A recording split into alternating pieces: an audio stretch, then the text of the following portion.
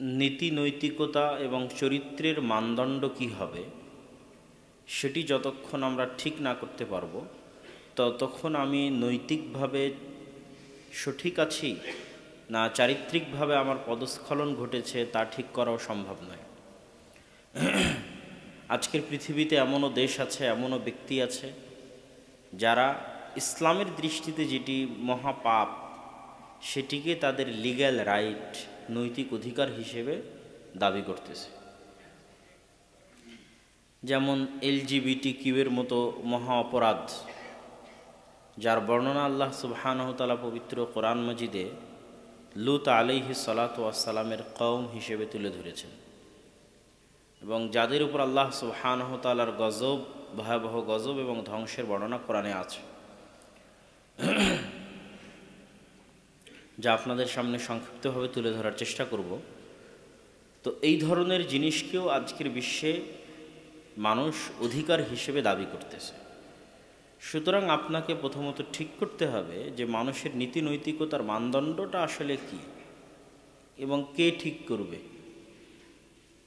এখানে মুসলমানদের বিশ্বাস হচ্ছে, এবং পৃথিবীর সকল ধর্মগ্রন্থ এ বিষয়ে একমত, যে মানুষকে আল্লাহ সুবহানাহু ওয়া তাআলা সৃষ্টি করেছেন এক পিতা থেকে, এক মাতা থেকে, এক নারী পুরুষ থেকে আল্লাহ সুবহানাহু ওয়া তাআলা মানুষকে সৃষ্টি করেছেন।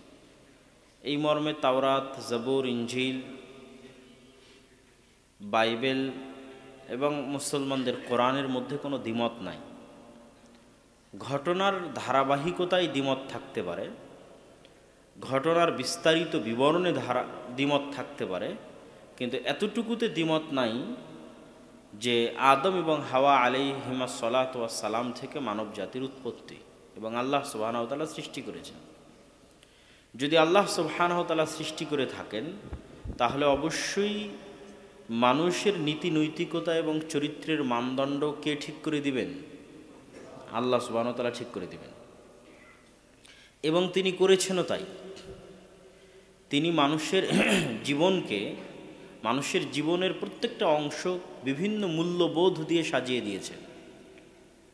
আল্লাহ সুবহানাহু ওয়া তাআলা মানুষের জীবনের বিভিন্ন অংশকে বিভিন্ন মূল্যবোধ দিয়ে সাজিয়ে দিয়েছেন, যে মূল্যবোধগুলোই মূলত ইসলামে নীতি নৈতিকতা এবং চরিত্রের মূল মাপকাঠি এবং মানদণ্ড।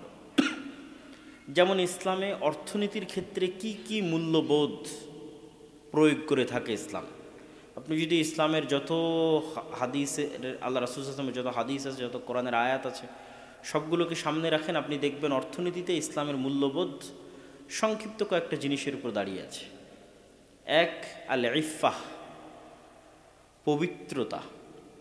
পবিত্রতা মানে অপবিত্র এবং হারাম জিনিস যেন তার মধ্যে না প্রবেশ করে, তার পেটে যেন অপবিত্র কোনো জিনিস এবং হারাম কোনো জিনিস প্রবেশ না করে, সে পবিত্র রাখবে তার রুজিকে, তার রুটিকে। তারপরে কি রাখা আছে মূল্যবোধ? আল কানাআহ, অল্পে তুষ্টি। ইসলামে অর্থনীতির বড় একটা মূল্যবোধ হচ্ছে অল্পে তুষ্ট হওয়া। পৃথিবীতে যতগুলো অর্থনৈতিক হারামের রাস্তা আছে তার প্রত্যেকটাই শুরু হয় যখন মানুষ অল্পে সন্তুষ্ট হয় না, তখন প্রত্যেকটা হারামের রাস্তা সেখান থেকে শুরু হয়। এই জন্য ইসলাম সম্পূর্ণরূপে ঋণ বিমুখতাকে প্রমোট করে।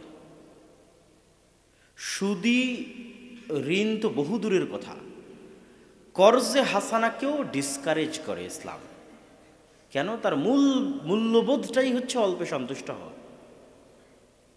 মানুষ একমাত্র তখনই আর এক মানুষের কাছে কর্জে হাসানা চাইতে পারে ইসলামের দৃষ্টিতে, যখন তার জীবন যায়, তার ছেলের জীবন চলে যাচ্ছে, অ্যাক্সিডেন্ট করেছে, অপারেশনের দরকার, কেউ সহযোগিতা না করলে এখন সে মারা যাবে, খেতে পাচ্ছে না, তখন মানুষকে গিয়ে বলবে আমাকে একটু কর্জে হাসানা দেন তো। কিন্তু তার ভালো মাটির বাড়ি আছে, সেই মাটির বাড়িকে সে টিনের বাড়িতে রূপান্তর করবে, এই জন্য কারো কাছে কর্জে হাসানা নিবে। সুদির লোনের কথা আমি বলিনি, সুদি লোন তো বহু পরে আসবে। আপনি মাটির বাড়িকে টিনের বাড়ি করবেন, এই জন্য কর্জে হাসানা নেবেন, এটার অস্তিত্ব ইসলামে নাই। রাসূলুল্লাহ সাল্লাল্লাহু আলাইহি ওয়াসাল্লাম এটিকে চরমভাবে নিরুৎসাহিত করেছে।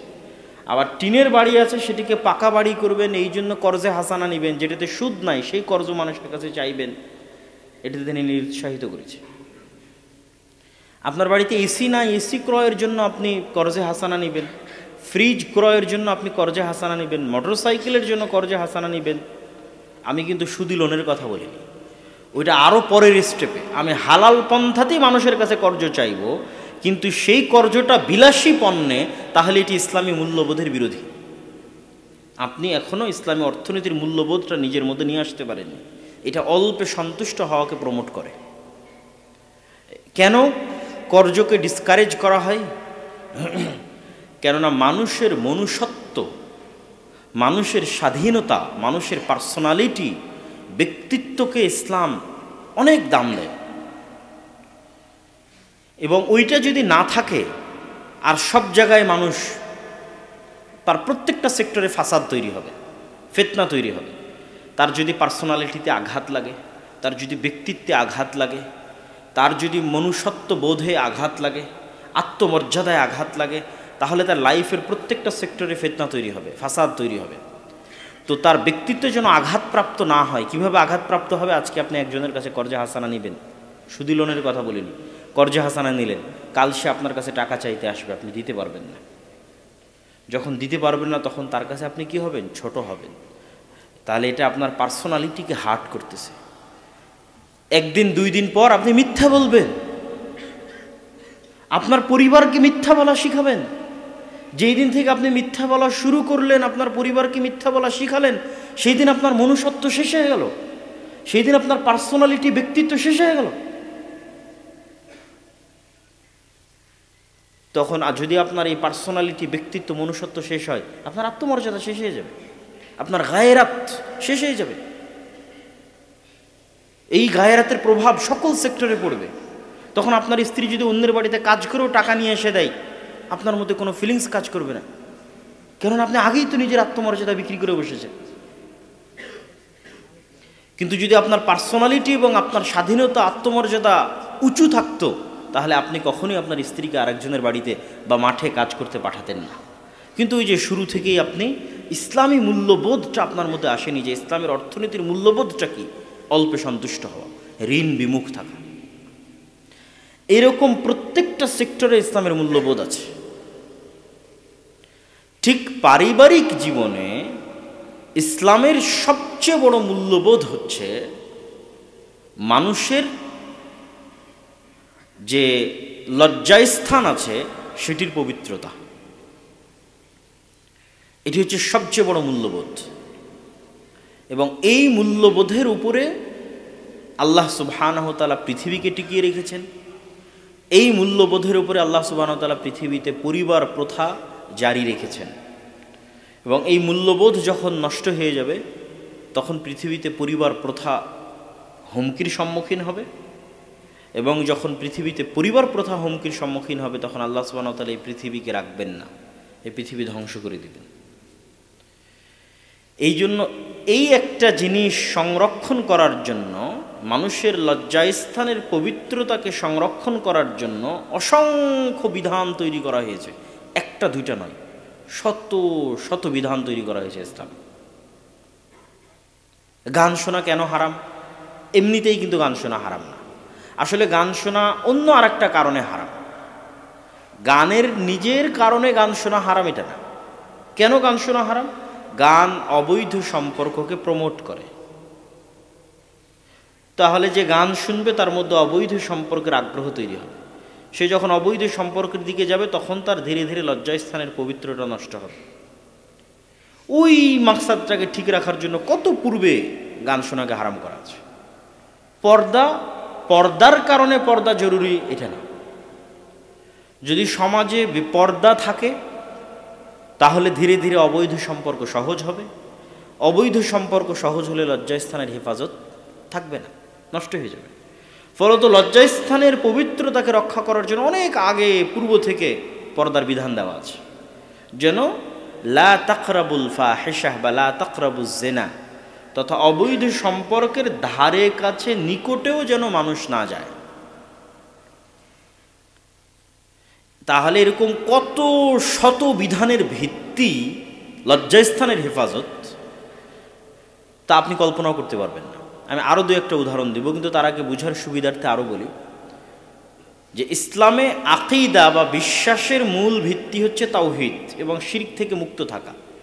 তো শিরকের দিকে যেন মানুষ না যায়, এই জন্য বহু বিধানকে হারাম করা আছে। আসলে প্রকৃত অর্থে সরাসরি এটা শিরক না, কিন্তু এটা মানুষকে শিরকের দিকে নিয়ে যাবে। যে আপনি শহীদ মিনারে ফুল দিবেন, অথবা একটা ইট পাথরের খাম্বাকে সম্মান করবেন, অথবা কোনো কবরে গিয়ে ফুল দিবেন, আপনি তো আর ওই কবরের লোকের কাছে চাচ্ছেন না, শহীদ মিনারের কাছেও কিছু চাচ্ছেন না। সুতরাং এটা ডাইরেক্টলি শিরক নয়। কিন্তু এটা শিরক কেন? এইটা একটা সময় আপনার অন্তরে শিরকের দিকে আপনার অন্তরকে ধাবিত করবে। অফিসে ছবি ঝোলানো আছে, কি সমস্যা? কেন হুজুরেরা এত ছবি এবং ভাস্কর্যের বিরোধিতা করতেছে? আসলে ছবি তার ছবির কারণে হারাম নয়, কিন্তু ওই ছবি একটা সময় মানুষকে কোন দিকে নিয়ে যাবে? শিরকের দিকে নিয়ে যাবে। কবর উঁচু করলে সমস্যা কি?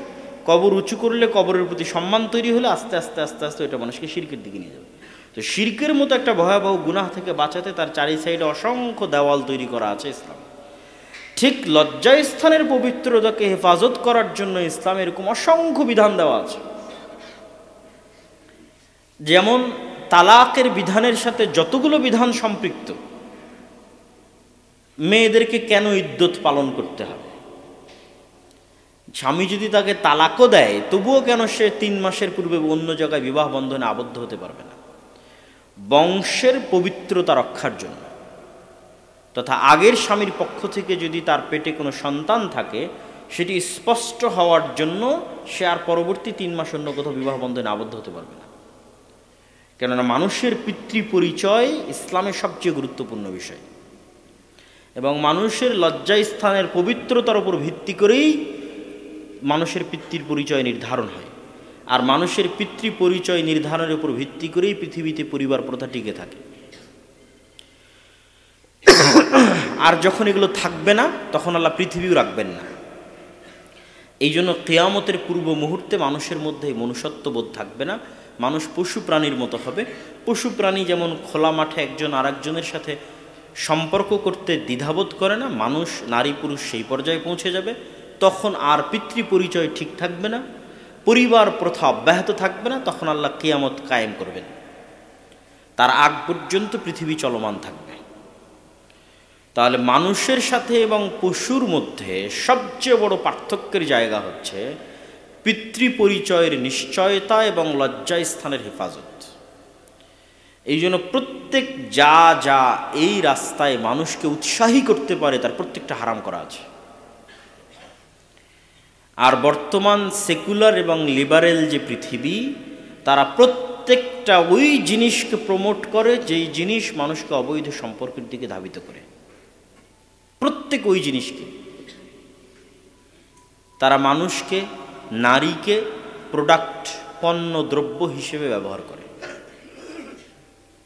আবার মুসলমানদের উপর তারা অভিযোগ চাপায় যে মুসলমানেরা নাকি নারীকে পণ্যদ্রব্য মনে করে। না, মূলত তারা নারীকে পণ্যদ্রব্য মনে করে, প্রোডাক্ট মনে করে, বিক্রিযোগ্য পণ্য মনে করে। ফলত পৃথিবীতে এমন কিছুই বিক্রি হয় না যার সাথে নারীর ছবি, নারীর কণ্ঠ, নারীর দৃশ্য, নারীর চেহারা সম্পৃক্ত না হয়। প্রত্যেকটা অ্যাড, প্রত্যেকটা অফিসের রিসিপশন, প্রত্যেকটা শোরুম, যেখানে যাবেন, গাড়ি কিনতে যান, কাপড় কিনতে যান, যাই কিনতে যান না কেন, সেখানে নারীকে শোপিসের মতো ইউজ করা হচ্ছে, যেন আপনি তার কারণে তার চেহারা এবং তার সৌন্দর্য উপভোগ করো, তো সেই জিনিসটি ক্রয় করতে